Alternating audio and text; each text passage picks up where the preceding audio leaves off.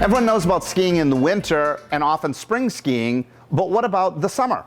We're on location at Neshoba Valley Ski Area with Al and Pam Fletcher, and welcome to the Language of Business. Oh, it's great to be here.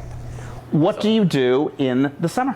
Well, you build a tiki bar on the beach of your snowmaking pond. No, it was kind of a interesting idea. We started doing corporate outings in the summer, and there was a lot of popularity in having corporate outings and group outings during the summer season. And so my brother and my dad and I talked about trying to build something that could offer more for the people than what we already had.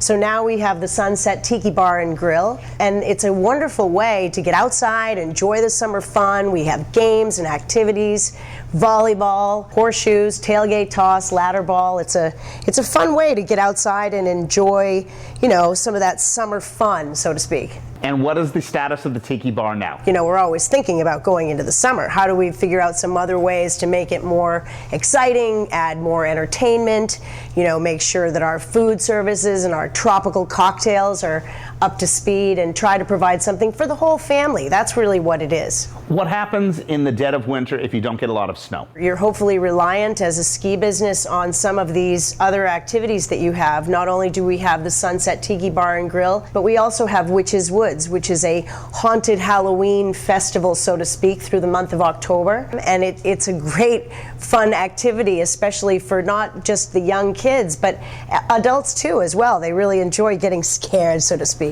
Talk to us about how your father started this with the farmer who sold it to him and where we are today.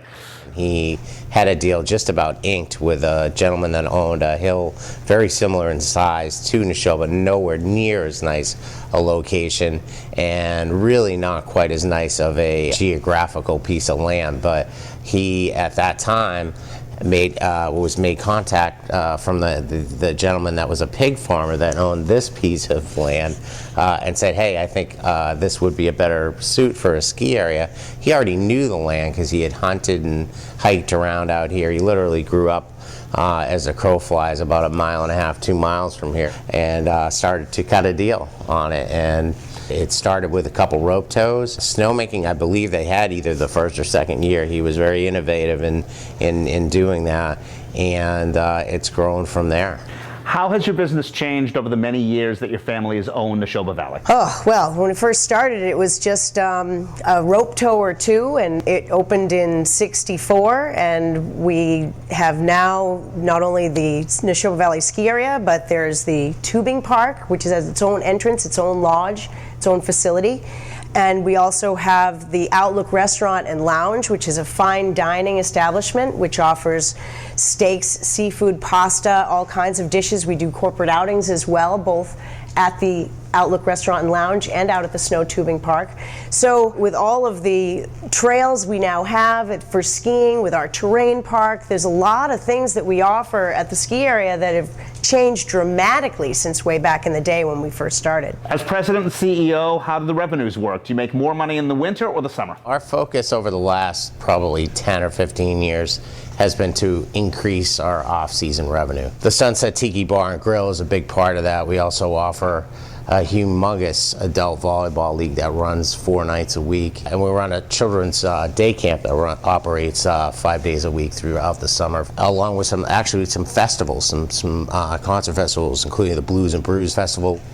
When you really boil it down, Neshoba Valley is still a 70% revenue-driven winter business. What is it like with your personal story going from being a skier to now being on the other side of the desk? Well, first of all, no one would have believed a person that could have made it to the U.S. ski team at my caliber from a tiny little hill like this. Sure, we've had some notable skiers in the past over the years on the U.S. ski team, but it was a big accomplishment in itself for me to make it from here in the Neshoba Valley Ski Area all the way to the Olympic Games in Calgary in '88. And I would have never have thought the ski area itself would have evolved in the fashion that it has.